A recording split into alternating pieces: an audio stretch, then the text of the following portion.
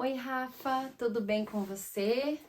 Queria dar um olá também para o esposo da Rafa, amiga que está acompanhando os estudos, e você também, qualquer outra pessoa que está assistindo. Hoje nós vamos estudar nesse momento o capítulo 4 no livro de João. Então já pegue a sua Bíblia para que você possa acompanhar a leitura. Se você tiver uma caneta para fazer as anotações. Vamos orar então? Poderoso Deus, nosso Criador, obrigada, Senhor, pela vida.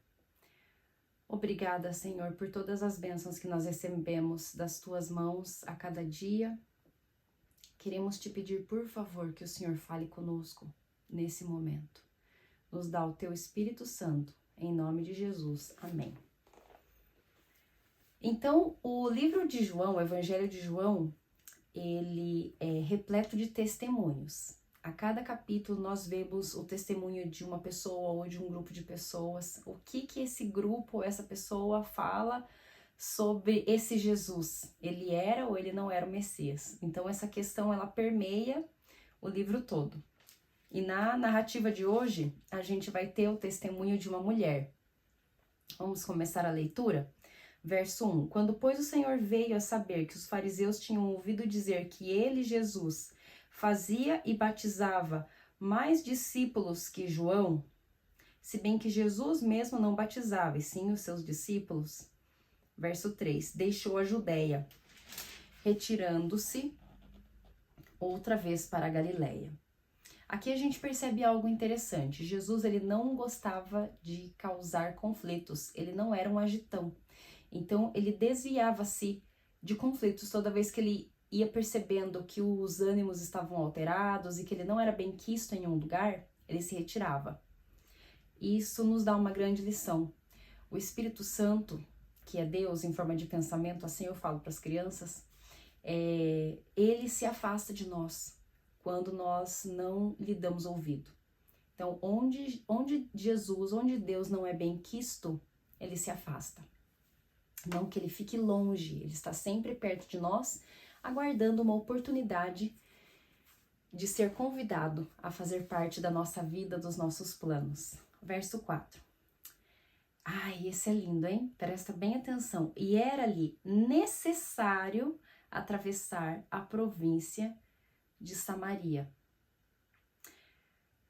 Os judeus, eles tinham um preconceito contra os samaritanos por causa de histórias antigas, de território, e os samaritanos, eles, em algum momento, eles eram também israelitas, mas na divisão da terra, depois da passagem pelo deserto, os samaritanos ficaram numa região, e como ficava longe de Jerusalém quando foi construído o templo, eles acabaram fazendo um outro lugar de adoração, e isso gerou conflito com os israelitas, com os judeus, e então eles tinham um preconceito. A religião dos samaritanos, ela era uma religião, era um sincretismo religioso, eles misturavam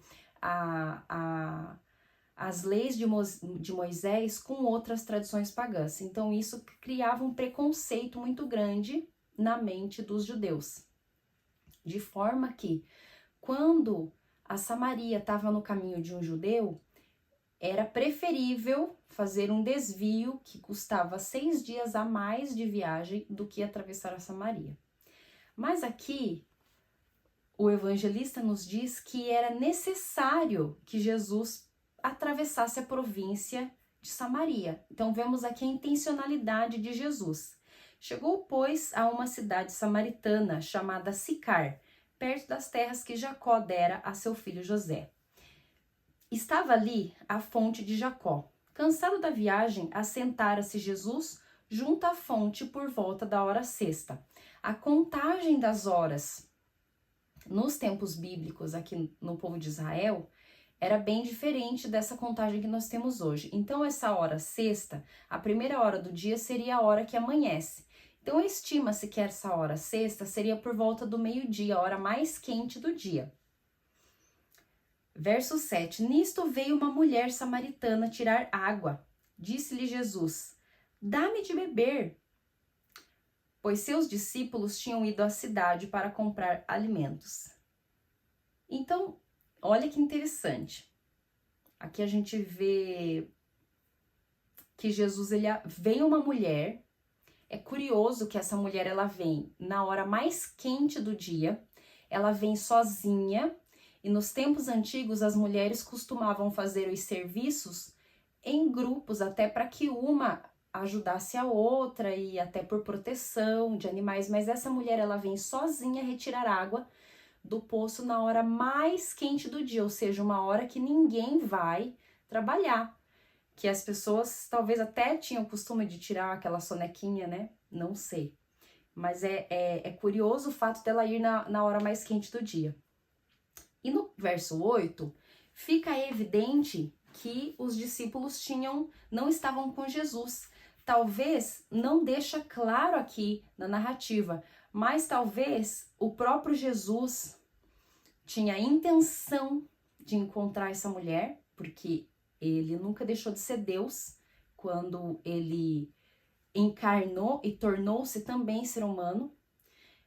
Então, ele nunca deixou de ser onisciente. E aí, talvez ele tenha mandado os discípulos para a cidade justamente porque ele pretendia ter uma conversa com essa mulher samaritana. Já não era comum que as mulheres nessa época, elas não eram valorizadas, então já não era comum que um homem fosse abordar uma mulher e ter uma conversa com uma mulher, muito menos sendo esse homem judeu e essa mulher samaritana. E aí, a mulher, surpresa, responde a ele no verso 9. Como, sendo tu judeu, pedes de beber a mim, que sou mulher samaritana?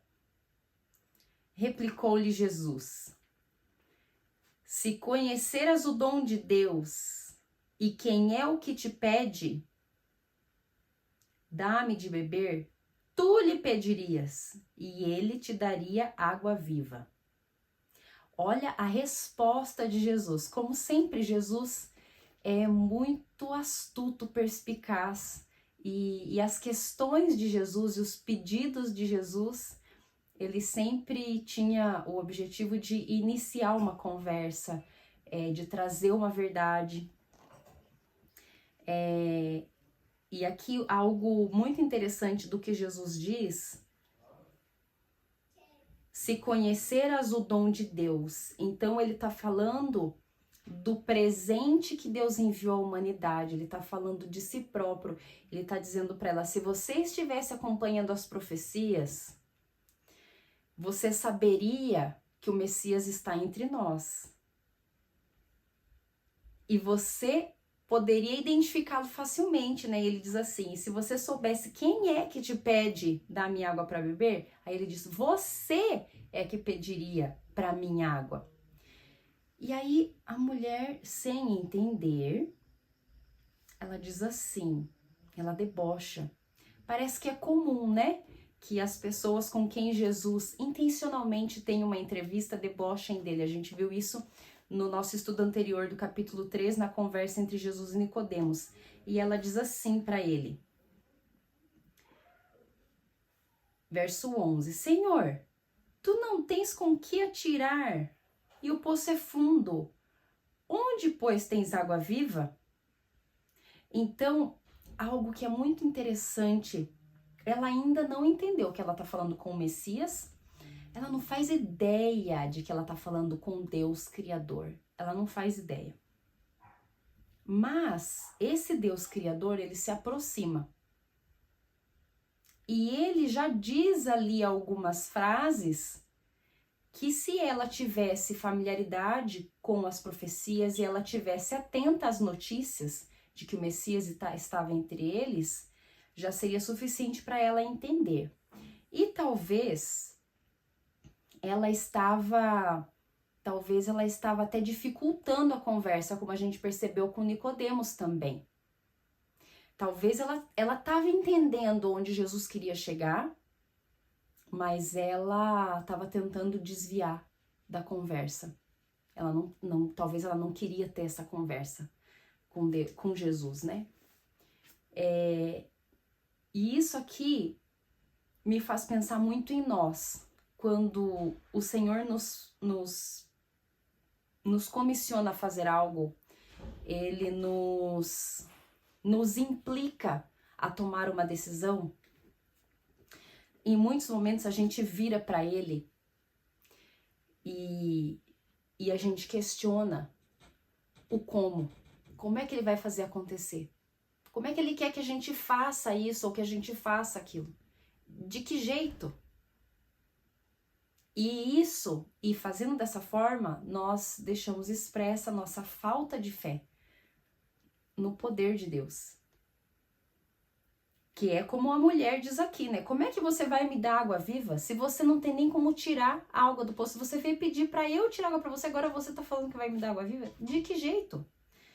E aí o verso 12.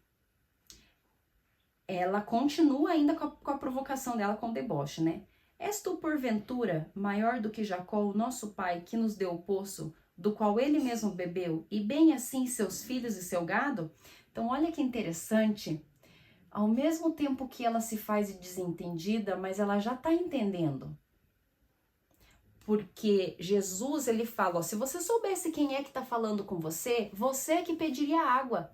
E aí ela debocha, diz assim, como é que você vai tirar água do poço? Você não tem nem como tirar? E aí ela diz assim, por acaso você é maior do que Jacó?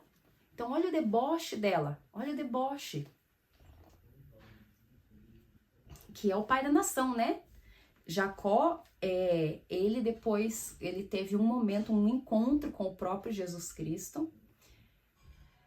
E nesse encontro, quando ele estava às vésperas de reencontrar o seu irmão Esaú, de quem ele havia estado separado há muitas décadas, eu não sei se eram 30 ou 40 anos que ele estava separado do irmão, porque ele enganou seu pai, longa história. E o irmão, ele roubou o direito da primogenitura, que seria o direito de governar todos os bens da família e tudo. E ele foge, jurado de morte, pelo irmão Esaú. E Deus o abençoa muito, ele prospera. E depois ele vai reencontrar esse irmão. Ele tá com muito medo, porque ele ouve a notícia de que o irmão tá vindo com um exército. E ele tem medo que o irmão vai exterminar a sua família. Então, ele vai orar, E quando ele tá orando, alguém aborda ele. E tá no escuro, então ele começa a lutar com esse ser que aborda ele, com esse homem. E em um determinado momento ele entende que ele tá lutando com Deus. E ele não deixa Jesus ir embora, porque ele quer ser abençoado, ele quer que Jesus garanta para ele que nenhum mal vai lhe acontecer. Então, nesse episódio, nesse momento, Jesus diz assim, de agora em diante você não vai mais ser chamado de Jacó, mas sim de Israel, porque você lutou com Deus e venceu. Então, a palavra Israel significa lutou com Deus. E a palavra Jacó significa suplantador, aquele que quer tirar o lugar do outro. Então, nesse encontro que Jacó tem com Jesus pessoalmente, Jesus muda o nome dele, porque ele já não é mais aquele rapaz que enganou o irmão, que enganou o pai, que tentou roubar o lugar do irmão. Ele agora é alguém que, quando tem problemas, batalha com Deus, não com homens. Então, Deus muda o nome de Jacó como uma expressão de que o caráter dele mudou também. Nomes na Bíblia são muito simbólicos, porque eles são uma expressão do nosso caráter. E em profecia, inclusive, quando a Bíblia usa no livro do Apocalipse a palavra nome, está sempre referido a caráter ou de Deus ou do ser humano. Então, aqui voltando para o livro, quando ela pergunta para Jesus, você por acaso é maior do que Jacó? Então, verso 13, afirmou-lhe Jesus, quem beber desta água tornará a ter sede, essa aí do poço. Aquele, porém, que beber da água que eu lhe der, nunca mais terá sede. Pelo contrário, a água que eu lhe der será nele uma fonte a jorrar para a vida eterna. E eu não lembro agora se é o livro de Salmos ou Isaías, depois eu vou pesquisar e coloco aqui na referência.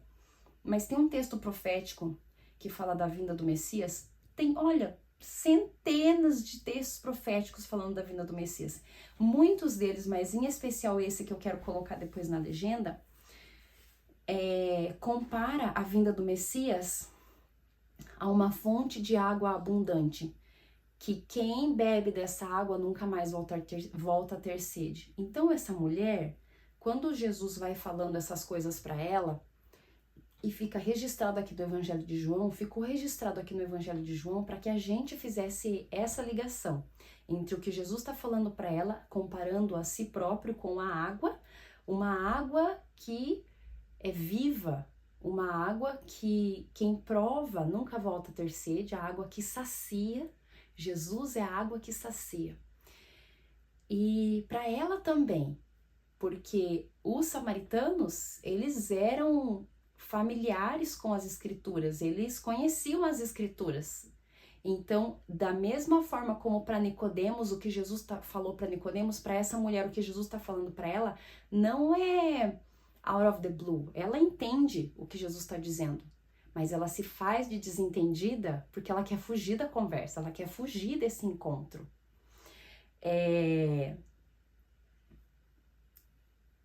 Então, estamos no verso 14. Aquele, porém, que beber... Já li, acho, né? Que beber da água que eu lhe der nunca mais terá sede. Pelo contrário, a água que eu lhe der será nele uma fonte a jorrar para a vida eterna. Olha que poderoso que Jesus diz aqui. Ele não somente diz que quando a gente bebe dessa água de salvação, quando a gente aceita Jesus, não somente nós ficamos saciados, mas nós nos tornamos uma fonte de água a jorrar. Porque quem encontra Jesus, quem tem sua vida transformada por Jesus, não consegue ficar quieto, porque o milagre é muito grande. Não tem como a gente se calar. Então a gente fala daquilo que aconteceu em nossa vida, para que todos saibam, olha, eu bebi de uma água que eu nunca mais tive sede, vocês precisam beber dessa água também. E no verso 15, a mulher diz então, Senhor, dá-me dessa água para que eu não tenha mais sede, nem precise vir aqui buscá-la. Olha que interessante, agora ela está começando a se entregar. A entregar o seu coração, a abrir o seu coração para Jesus. Por que a mulher vinha ali? Então agora a gente vai entender por que essa mulher, olha só, ela veio na hora mais quente do dia buscar água e quando Jesus consegue engajar ela na conversa, ela ainda sem entender muito bem com quem ela está falando, mas ela tem um problema. E é devido a esse problema que ela vem buscar a água nessa hora mais quente do dia. Então ela diz, tá bom, Senhor, então me dá logo dessa água para acabar o meu problema. E aí eu não preciso mais vir aqui nesse poço, nessa hora do dia, todo dia. E a gente já vai entender o que é o problema dessa mulher. Então Jesus lhe disse, vai, chama teu marido e vem cá. Então olha que interessante, a mulher ela tá querendo assim, ela tava querendo fugir da conversa com Jesus, né, manter a conversa short, e aí de repente Jesus dá uma opção para ela que ela pensa, opa, isso poderia resolver o meu problema, só que ela quer assim, um atalho, ela não quer trabalhar o problema, ela quer um atalho, né, então me dá dessa água logo assim, eu não preciso mais vir aqui nesse poço todo dia. E aí Jesus vai direto ao ponto, porque ele sabe todas as coisas, ele é Deus. Chama teu marido. E ela disse assim, não tenho marido. Jesus lhe respondeu, bem disseste, não tenho marido, porque 5 maridos já tiveste, e esse que agora tens não é teu marido, e isto disseste com verdade. Então, quando Jesus elogia a sinceridade dela, fica uma evidência para nós de que durante a conversa toda, ela estava assim, tentando fugir de Jesus, tentando fugir. Ela sabia muito mais e ela estava entendendo muito mais do que o que ela estava expressando, porque ela queria fugir dessa conversa, ela queria fugir do problema dela, do motivo pela qual ela estava ali. E o verso 19, Senhor, disse-lhe a mulher, vejo que tu és profeta. De novo ela vai tentar se desviar do problema da vida dela, que é o motivo pelo qual Jesus está ali, frente a frente, numa entrevista exclusiva. Nossos pais, ela diz, né, adoravam neste monte. Vós, entretanto, dizeis que em Jerusalém é o lugar onde se deve adorar. Lembra que no comecinho eu falei, né, da questão da adoração lá, que era um dos motivos pelos quais existia essa disputa entre os samaritanos e os judeus. 21, disse-lhe Jesus, mulher, podes crer-me que a hora vem, quando nem neste monte, nem em Jerusalém adorareis o Pai. Verso 22, vós adorais o que não conheceis. Nós adoramos o que conhecemos, porque a salvação vem dos judeus. Então Jesus está condenando o sincretismo religioso por meio dessa fala dele. Olha, vocês não sabem quem vocês adoram. Então olha que condenação cortante que ele faz. Não somente para a religião dos samaritanos, mas para o nosso sincretismo. Em muitos momentos, a gente quer agradar gregos e troianos, a gente quer ter essa crença, aquela, a gente faz assim uma religião customizada. Ah, daqui eu pego essa crença, de lá eu pego aquela crença, dali eu pego aquela crença e eu faço um sincretismo na minha vida. Para nós, Jesus diz, vocês não sabem a quem vocês estão adorando.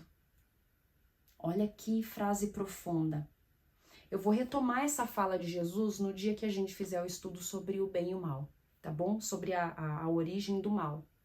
Porque por trás dessa fala de Jesus está exatamente o motivo pelo qual a gente tem que ter bem certeza e estar muito seguro de que nós estamos adorando o Criador. Porque o inimigo se disfarça em diversos tipos de crenças e credos, apenas para ocupar o nosso tempo e nos desviar da palavra de Deus e do caminho, que é o único caminho por meio do qual nós teremos saciedade e vitória sobre todos os nossos dilemas. Então, no verso 23, no verso 22, enfatizando o finalzinho do verso, que ele diz assim, a salvação veio dos judeus, ele está se referindo às profecias messiânicas que apontavam para a vinda dele. E aí no verso 23, mas vem a hora, Jesus continua falando, mas vem a hora e já chegou, em que os verdadeiros adoradores adorarão o Pai em espírito e em verdade, porque são estes que o Pai procura para seus adoradores. Então, quando fala aqui em espírito e em verdade, são duas palavras bem fortes, que talvez você já ouviu por aí, né? Essa expressão dos adoradores que adoram em espírito e em verdade. Não vou me demorar muito nesse texto, mas nós entendemos que um verdadeiro adorador, que um adorador aprovado por Deus, né, que aqui diz, porque são estes que o Pai procura para seus adoradores. Então, olha que interessante, Deus procura adoradores. Não é uma coisa mais linda? Não é somente a gente que tem o desejo de adorar a Deus. Ele também nos procura. Ele vem.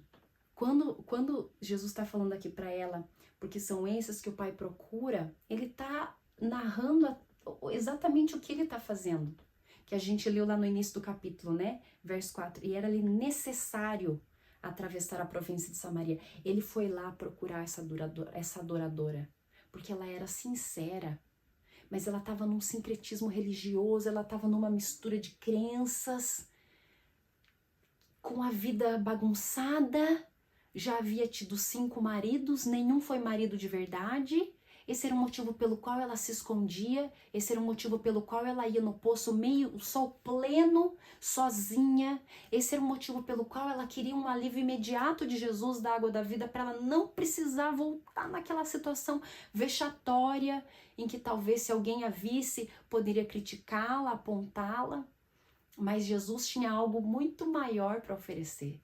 Jesus não queria só eliminar aquela situação vexatória que ela tinha ali no poço todos os dias. Jesus queria transformar a vida dela, assim como ele quer transformar a nossa vida. Jesus nos procura. Dentro dessa carapaça que a gente cria, toda confusa, cheia de ideias equivocadas, ele conhece a nossa sinceridade. E é por isso que ele nos chama. E é por isso que ele nos atrai, para que a gente possa entender o espírito de quem ele é, para que a gente possa entender a verdade, crer na verdade. Essas duas palavras, elas são palavras que já apareceram, né? No capítulo 3, lá para Nicodemos, aparece também a palavra espírito, ela aparece também lá para Nicodemos. Então ela tá falando, ela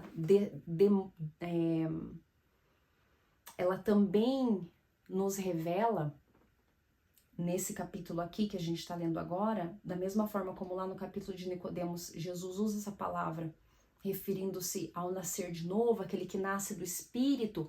Aqui é uma ênfase no nascer de novo, porque tá falando assim, ó, o adorador, ele adora em espírito e verdade. Então o adorador, ele sabe o que ele adora. Lembra que Jesus, assim, ó, por isso que a gente pega assim o texto e dialoga com o próprio texto, né? Jesus diz para ela, você não sabe o que você adora, mas o verdadeiro adorador, ele adora em espírito e em verdade. Ou seja, o verdadeiro adorador, ele sabe a quem ele adora, porque ele foi transformado por quem ele adora. Porque o ato de adorar, ele é uma atração, como quando a gente olha para o espelho e a gente vê aquela imagem e a gente vai arrumar o cabelo, vai limpar, O ato de adorar é isso, né? Existe um princípio que nós conhecemos na ciência, que por contemplação nós somos transformados. Então, quanto mais a gente contempla aquele a quem nós adoramos, mais nós somos transformados, né? Nascemos do Espírito, somos transformados, adoramos em Espírito, porque estamos sendo transformados. Deus está implantando a mente de Cristo em nós, como o apóstolo Paulo diz. Nós estamos nascendo de novo. Então, por isso que a Bíblia fala do adorador em Espírito, porque não é mais o meu desejo, o meu sincretismo religioso, o cata de crenças. Não, eu estou sendo transformado e eu vou adorar em espírito e em verdade. Eu vou entender a verdade, porque essa verdade ela vai ser implantada na minha mente.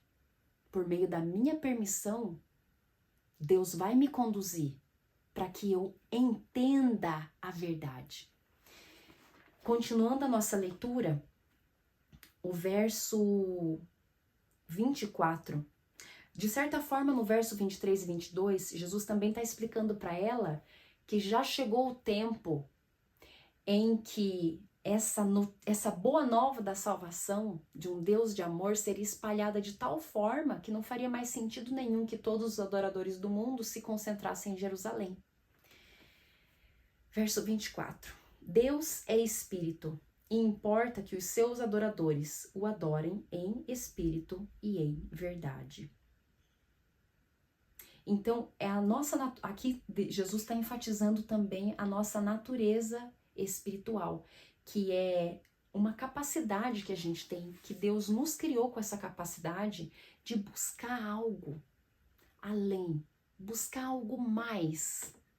Porque Deus nos criou para sermos eternos, então a gente tem esse desejo pela eternidade. Deus nos criou para crescermos infinitamente, para nossa intelectualidade não ter limites.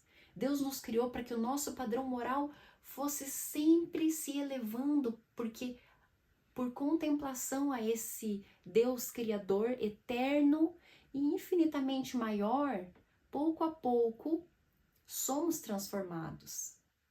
Então, a natureza espiritual, ela faz parte da nossa psique.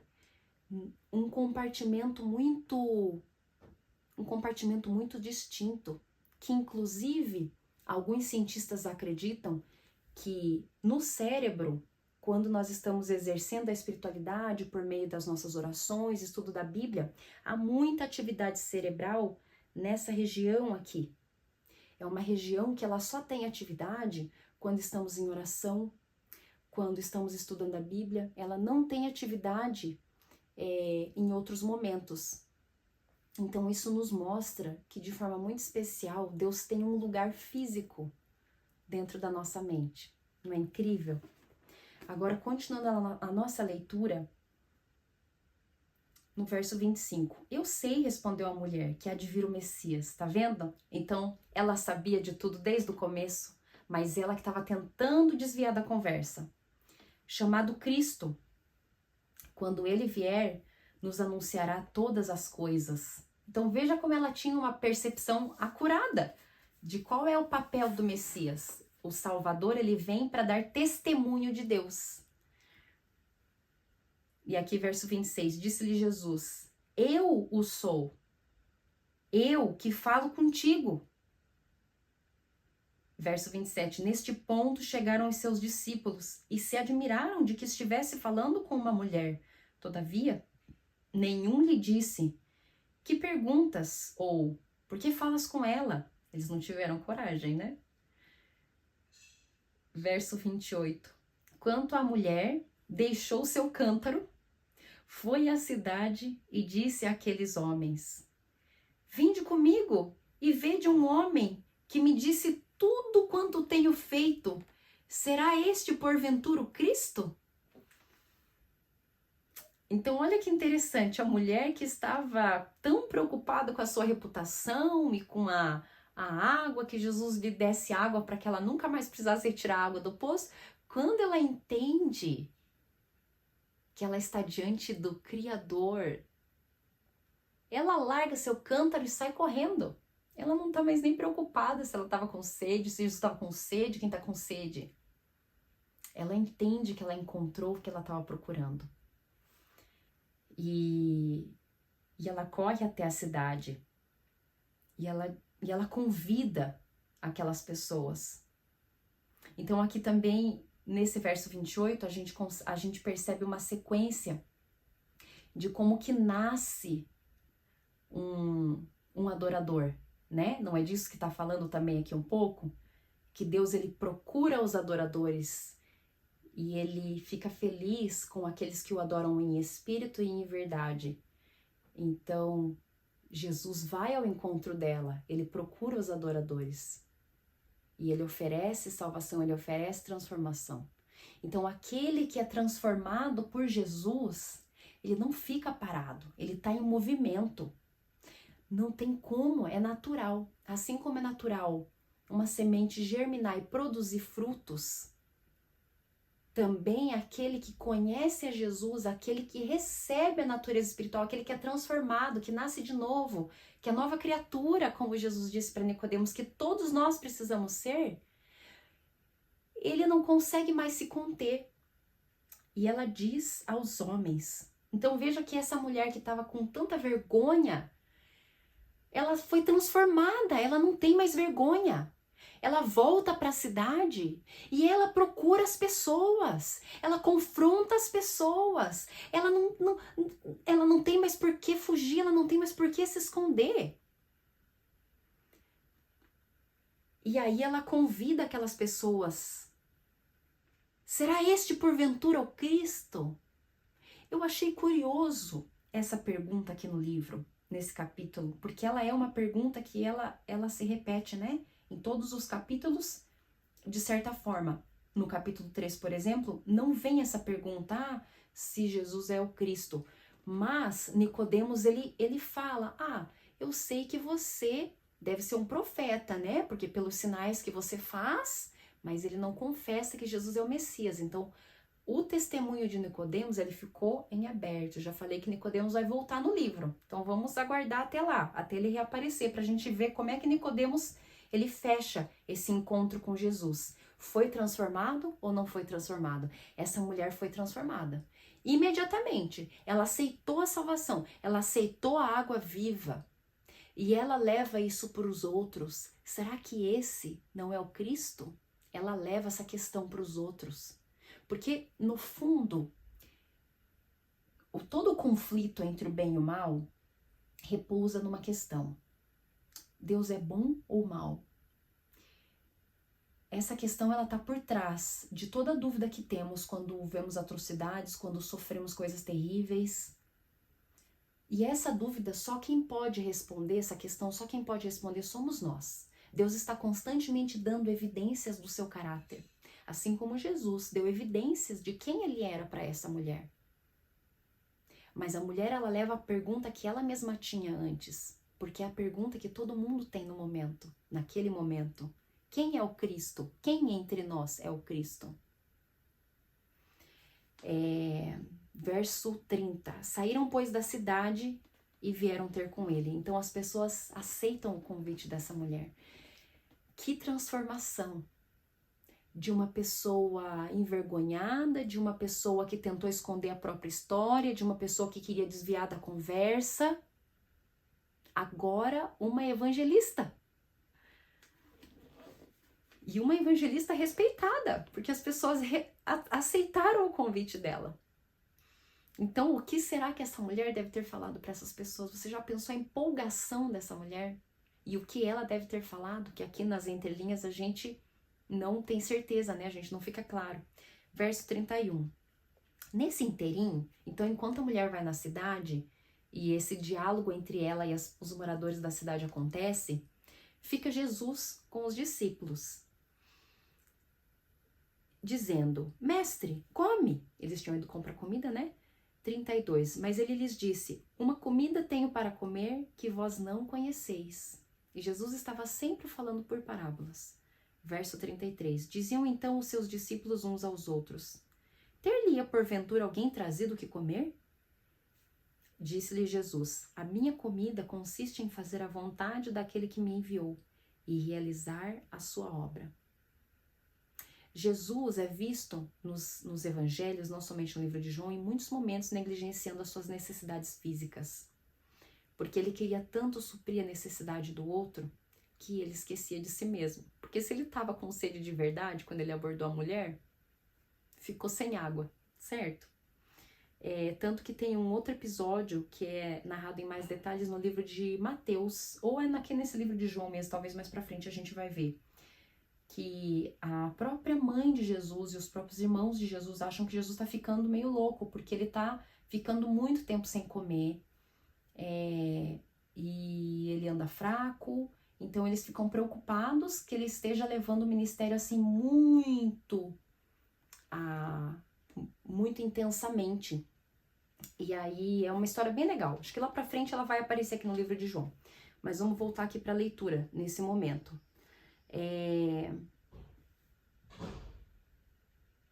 Não dizeis vós que ainda...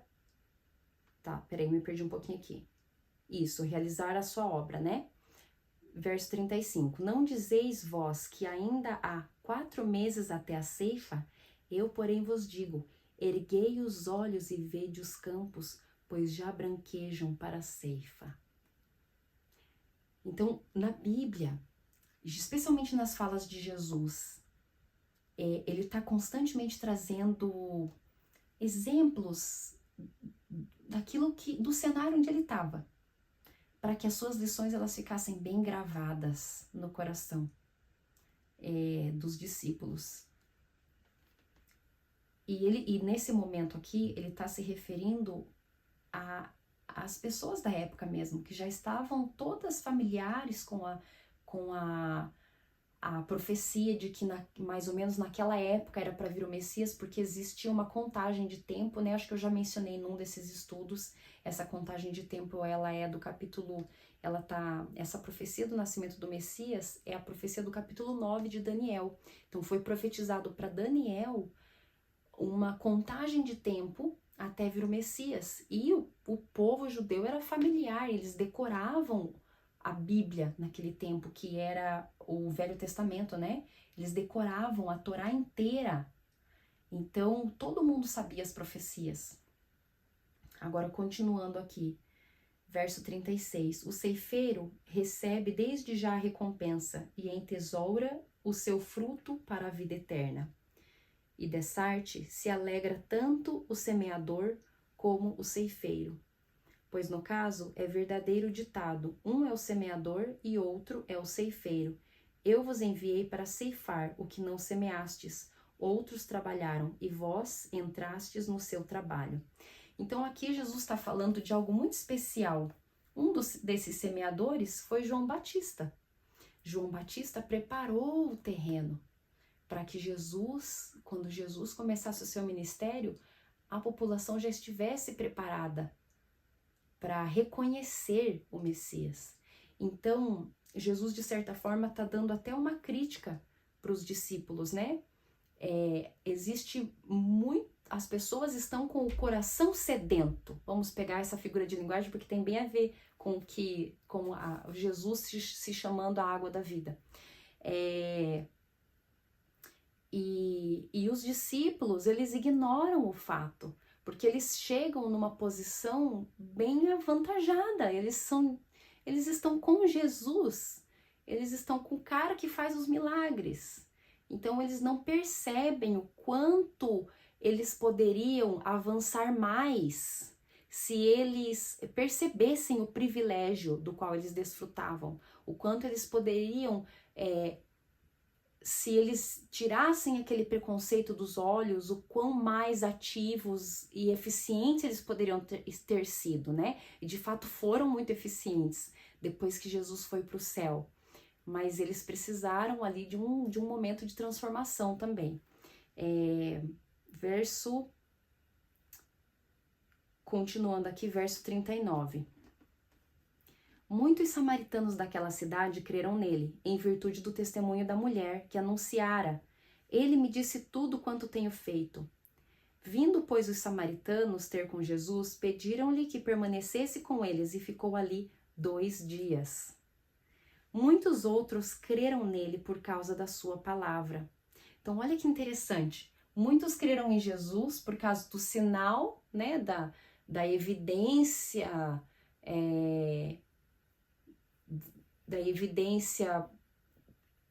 profética não seria bem a palavra, mas porque ele adivinhou a vida da mulher, então muitos creram nisso por causa do sinal que ele fez, por causa desse milagre, mas aqui também diz que muitos creram por causa da sua palavra, por ouvir Jesus falar, não precisavam de milagre nenhum, creram pelo que ele disse. E diziam à mulher: já agora não é pelo que disseste para nós que cremos, mas porque nós mesmos temos ouvido e sabemos que este é verdadeiramente o Salvador do mundo. Aqui é bem interessante a gente notar um processo. No processo de conversão, no processo do próprio Deus atraindo seus adoradores a Ele, no processo de Deus procurar os seus adoradores, os seres humanos são convidados a trabalhar. Até por isso que Jesus ele faz essa pausa e essa conversa ficou registrada aqui entre ele e os discípulos. Que alguns semeiam e outros colhem, mas todos precisam se alegrar. Os que semeiam precisam se alegrar porque alguém vai colher lá na frente. E os que colhem precisam trabalhar e se alegrar e não ter aquilo assim como um orgulho, porque eu colhi. Vou explicar de forma clara. Por exemplo, é muito comum num contexto de igreja, alguém fica feliz porque estudou a Bíblia e levou uma pessoa ao batismo, por exemplo. Digamos que o batismo seria a colheita. Ah, a pessoa, ela entregou o coração a Jesus, entregou a vida a Jesus e tal. Mas, para que aquele batismo ocorra, para que aquela pessoa entregue a vida a Jesus, talvez quantos ao longo da vida daquela pessoa semearam e não colheram o fruto, não viram.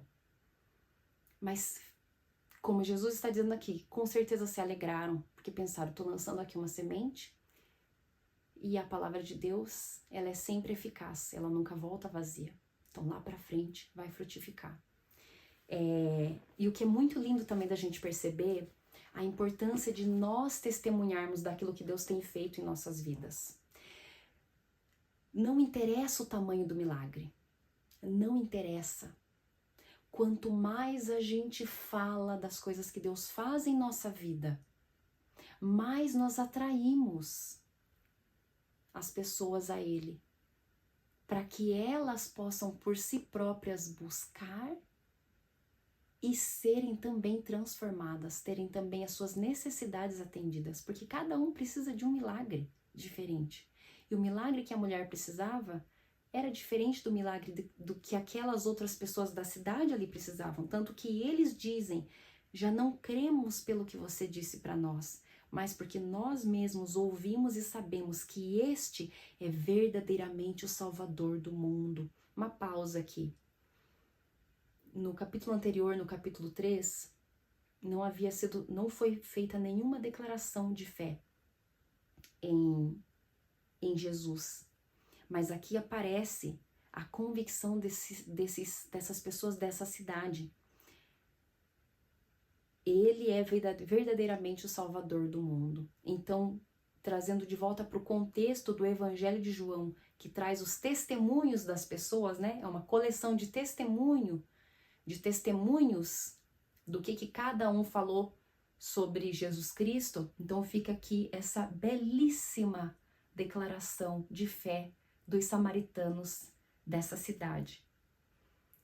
Continuando a leitura no verso 43, passados 2 dias partiu dali para a Galileia, porque o mesmo Jesus testemunhou que um profeta não tem honras na sua própria terra.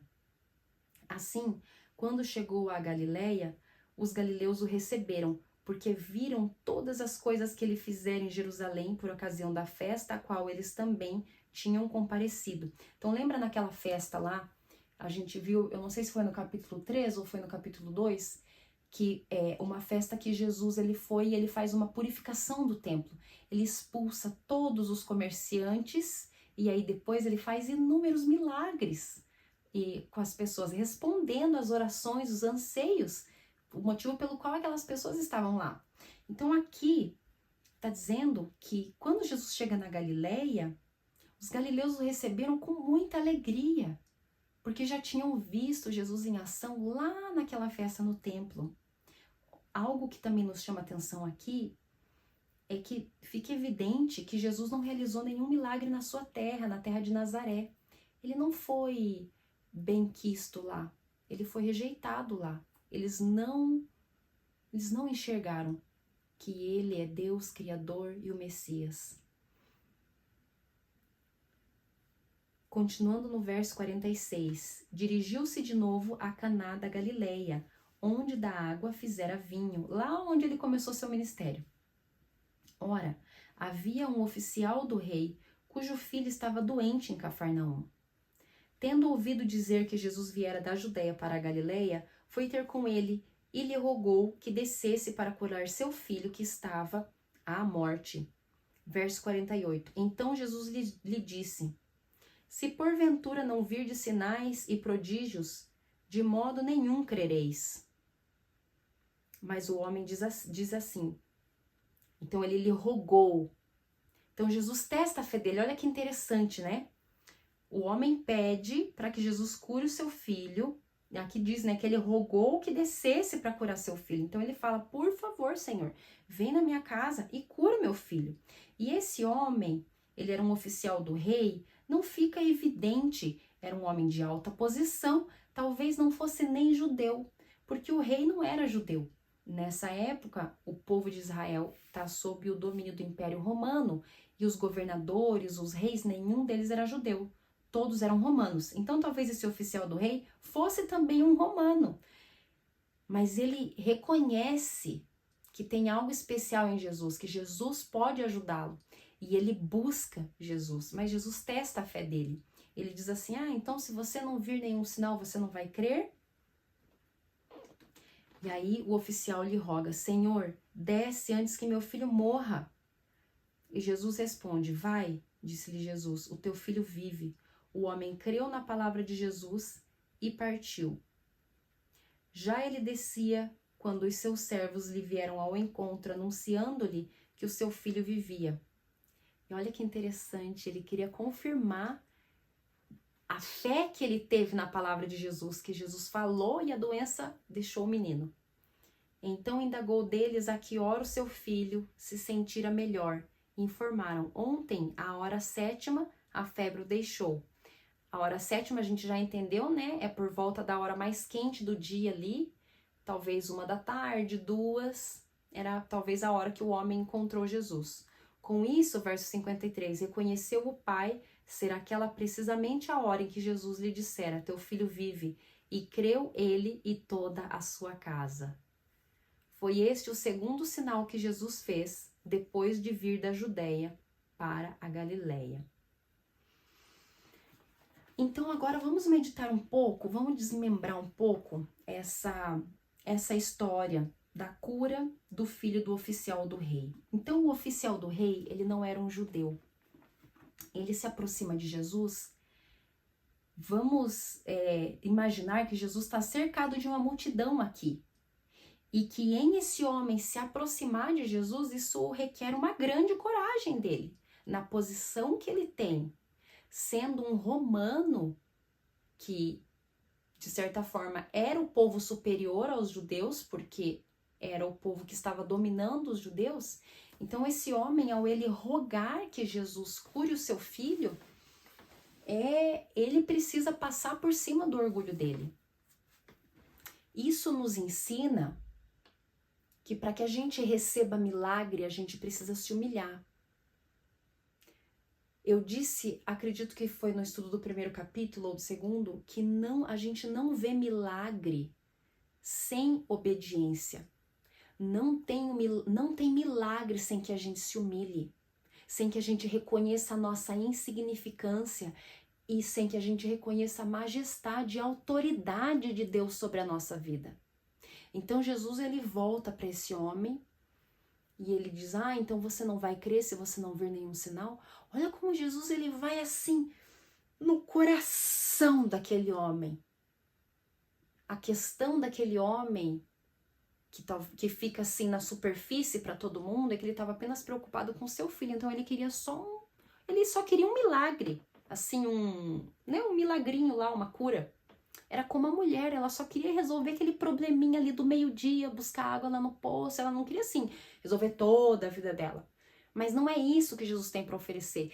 É uma coisa tão incrível, né? Às vezes, a gente tem uma incapacidade tremenda de olhar os nossos próprios problemas.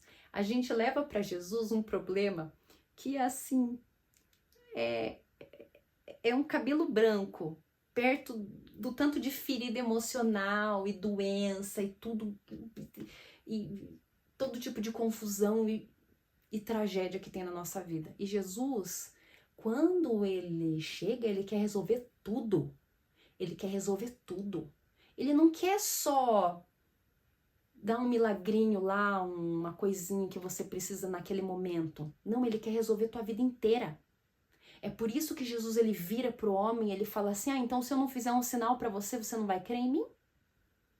Porque ele sabe que tem mais naquela família para ser transformada. Ele sabe que tem mais naquele homem.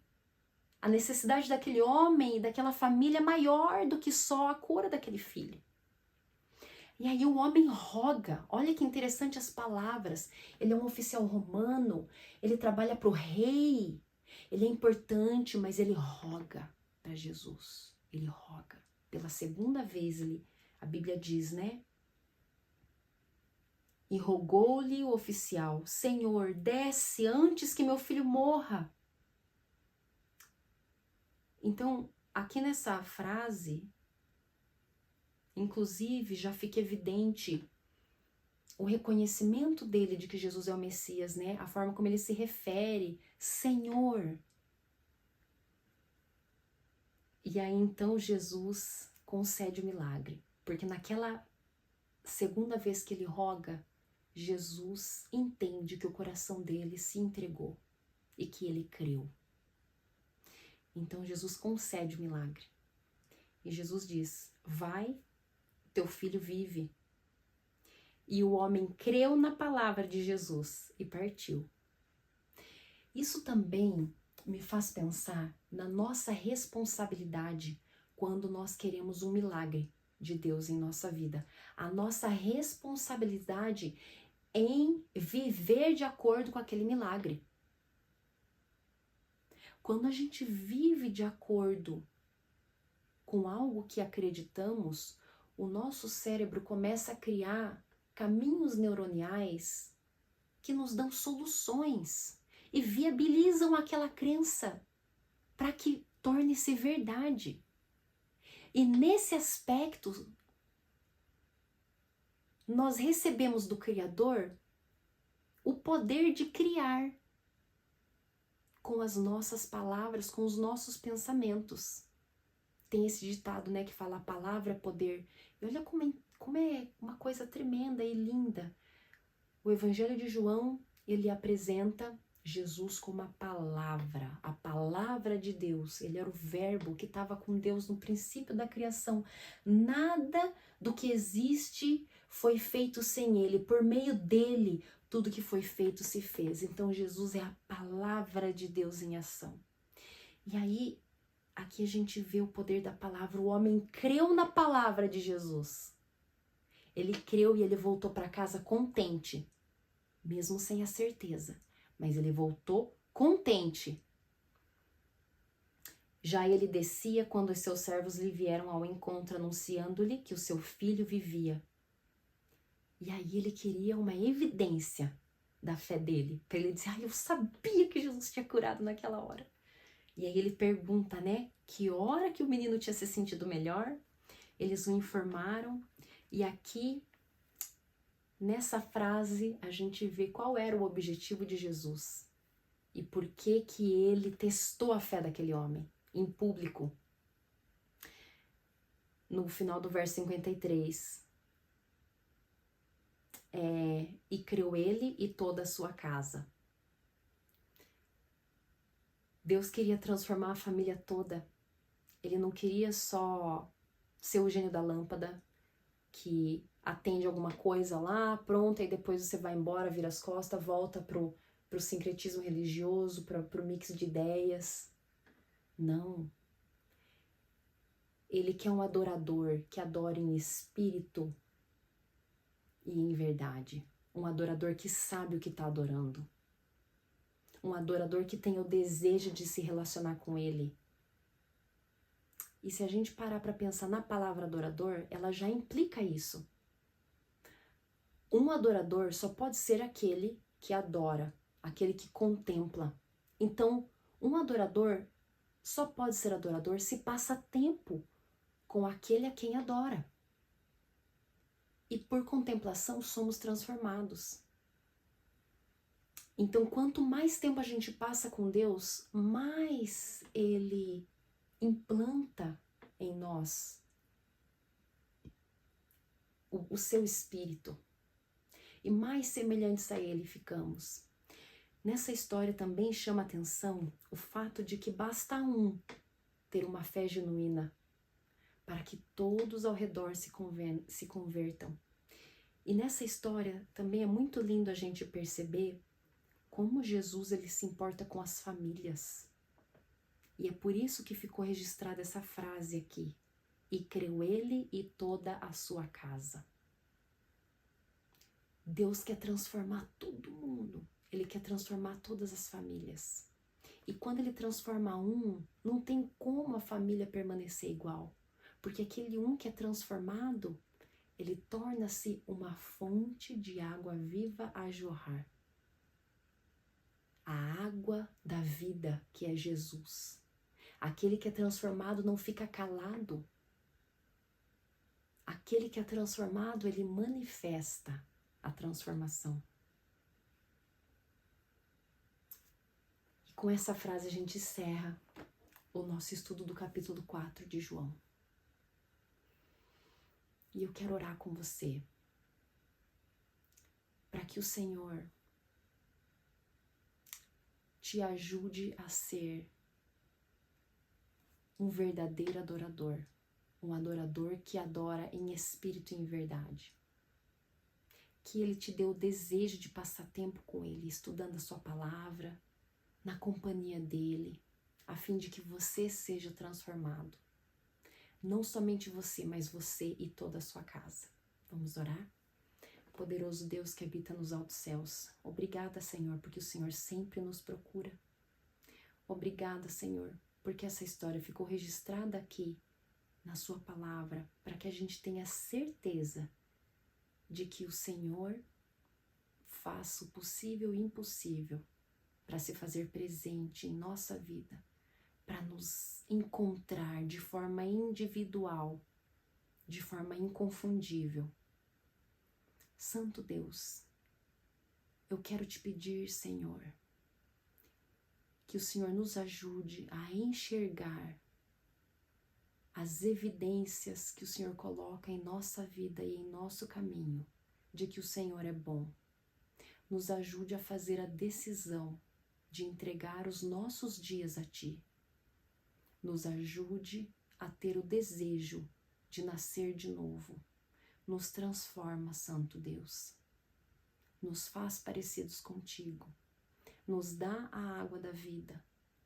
E nos ajude a transbordar dessa água para que possamos jorrar para todos ao nosso redor e saciar a sede de todos aqueles que estão conosco.